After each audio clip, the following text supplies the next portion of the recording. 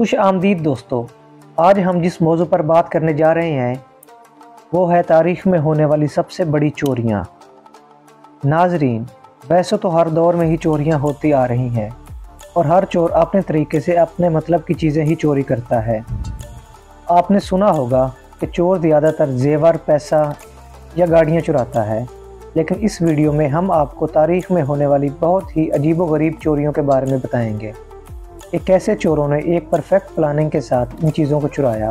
تو video start کرنے سے پہلے اگر آپ لوگوں نے ابھی تک ہمارے یوٹیوب چینل کو سبسکرائب نہیں کیا تو ایسی مزید اچھی ویڈیوز دیکھنے کے لیے چینل کو سبسکرائب کریں اور ویڈیو کو اینڈ تک لازمی دیکھیے گا اور لائک اور شیئر ضرور کیجیے گا۔ تو چلیے دوستو، بڑھتے ہیں اپنی ویڈیو کی طرف۔ تاریخ میں ہونے والی سب سے بڑی چوریوں میں نمبر 1 پر جو چوری آتی ہے وہ ہے مونا لیزا کی چوری۔ مونا لیزا دنیا کے مشہور فن پاروں میں سے ایک ہے جو نہ صرف اپنی خوبصورتی کے لیے جانی جاتی ہے بلکہ اس کی چوری بھی ہوئی تھی۔ مونا لیزا پینٹنگ جس آرٹسٹ نے بنائی تھی اس کا نام لیونارڈو ڈاونچی تھا۔ یہ پینٹنگ اپنی منفرد مسکراہٹ کی وجہ سے بہت زیادہ مقبول تھی۔ 1503 میں بنائی گئی یہ پینٹنگ آج بھی دنیا کی سب سے مشہور اور قدیم فن پاروں میں شمار کی جاتی ہے، مگر اس کی مشہوری کا ایک اور سبب بھی ہے اور وہ ہے اس کی چوری۔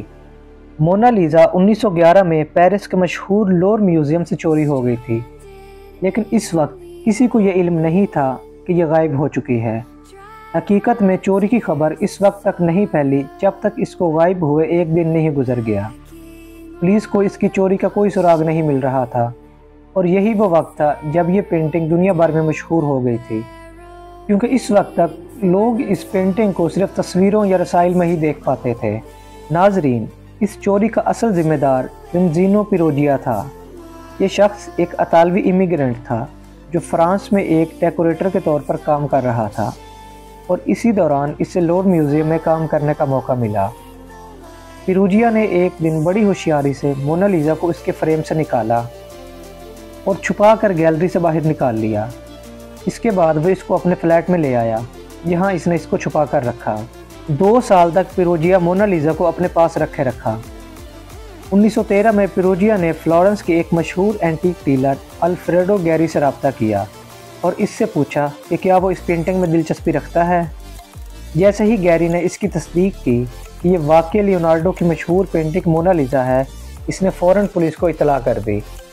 پولیس نے پیروجیا کو گرفتار کر لیا اور پینٹنگ کو واپس 1913 میں فرانس میں لور میوزیم میں پہنچا دیا۔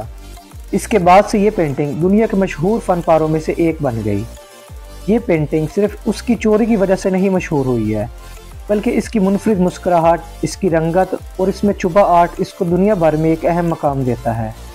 آج بھی مونا لیزا فرانس کے لور میوزیم میں موجود ہے اور ہر روز اس کو دیکھنے لاکھوں لوگ آتے ہیں۔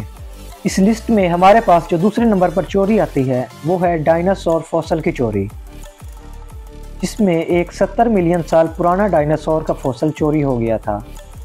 یہ کہانی نہ صرف ایک تاریخی جرم ہے بلکہ ہمیں یہ بھی سکھاتی ہے کہ قدرتی وسائل کا تحفظ کتنا ضروری ہے۔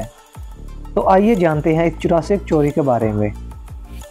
ناظرین، یہ کہانی 2012 کی ہے جب دنیا کے مشہور صحرا گوبی صحرا سے ایک نایاب ڈائناسور کا فوسل چوری ہو گیا تھا۔ یہ فوسل 70 ملین سال لگ بھگ پرانا تھا، جو منگولیا اور چین کے درمیان مشہور صحرا گوبی ڈیزرٹ سے دریافت ہوا تھا، اور اس فوسل کا تعلق ڈائناسورس کی فیملی ٹی باتار سے تھا۔ ٹی باتار کا فوسل بہت اہم تھا کیونکہ یہ ڈائناسور کی نسل کی نایاب باقیات میں شمار ہوتا تھا اور اس کا تحفظ ایک بڑی تحقیقاتی اہمیت رکھتا تھا۔ لیکن یہ فوسل صرف قدرتی تاریخ کا حصہ نہیں تھا بلکہ اس کی قیمت بھی بے حد زیادہ تھی، جو کہ $1 ملین میں تھی۔ یہ فوسل غیر قانونی طور پر امریکہ سمگل کر لیا گیا تھا۔ چور اس فوسل کو غیر قانونی طریقے سے نکال کر امریکہ لائے اور اسے نیلامی کے لیے پیش کر دیا۔ نیلامی میں اس فوسل کی قیمت $1 ملین سے بھی زیادہ لگائی گئی، جو اس کے نایاب ہونے کی وجہ تھی۔ لیکن یہاں سے کہانی میں ایک نیا موڑ آتا ہے۔ منگولیا کی ایک معروف پولیونٹولوجسٹ ڈاکٹر بولورٹس سگ نے اس چوری کے بارے میں علم حاصل کر لیا۔ انہوں نے دنیا بھر میں اس غیر قانونی نیلامی کا پردہ چاک کیا اور اس معاملے کی تحقیقات کا آغاز کیا۔ ڈاکٹر بولورٹس نے فوسل کے بارے میں آگاہی پیدا کی اور اس کی غیر قانونی نیلامی روکنے کی کوشش کی۔ 2013 میں یہ فوسل بالآخر منگولیا واپس پہنچ گیا، یہاں سے ایک مناسب طریقے سے محفوظ کیا گیا اور اب یہ central museum of Mongolian dinosaurs میں رکھا گیا ہے۔ اس فوسل کی واپسی نہ صرف منگولیا کے لیے ایک بڑی کامیابی تھی بلکہ دنیا بھر میں فوسلز کی اسمگلنگ کو روکنے کے لیے بھی اہم پیغام تھا۔ یہ واقعہ ہمیں یہ سکھاتا ہے کہ قدرتی وسائل بشمول ڈائناسورز فوسلز ہماری مشترکہ روایات ہیں اور ان کا تحفظ بہت ضروری ہے۔